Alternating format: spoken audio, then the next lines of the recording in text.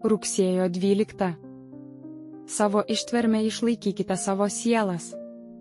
Luko Evangelija 21 skyrius 19 eilutė. Apaštalas sako, kantrumas turi būti tobulas savo darbu, kad jūs būtumėte tobuli ir pabaigti, kuriems nieko netrūksta.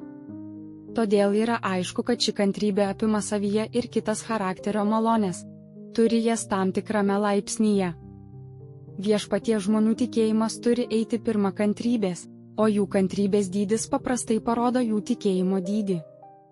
Jei kuris krikščionis yra nekantrus ir neramus, tai aiškiai jam trūksta tikėjimo viešpačiu, nes priešingų atveju jis sugebėtų ilsėtis, pasitikėti viešpaties maloningais pažadais ir laukti, kada jie išsipildys.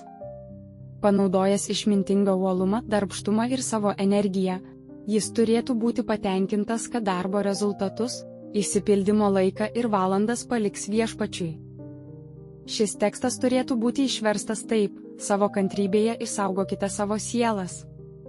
Šioje eilutėje žodis kantrybė graikiškame tekste reiškia pastovumą, tvirtumą, o ne ilgą iškentėjimą, pakantumą.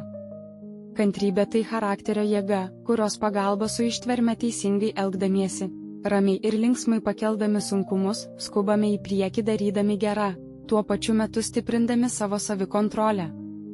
Šio apibrėžimo dėka ši eilutė tampa aiški. Jėzaus priminimas skatina mus skubėti į priekį, džiaugsmingai pakeliant sunkumus, sutinkamus mūsų teisingame elgesyje darant gerą. Vien tik taip darydami galėsime išsaugoti savo dvasinį gyvenimą. Klausimai: ar šią savaitę buvau kantrus? Kaip, kodėl, kokiose aplinkybėse? Kokios buvo pasekmės? Savo ištverme išlaikykite savo sielas. Luko Evangelija 21 skyrius 19 eilutė.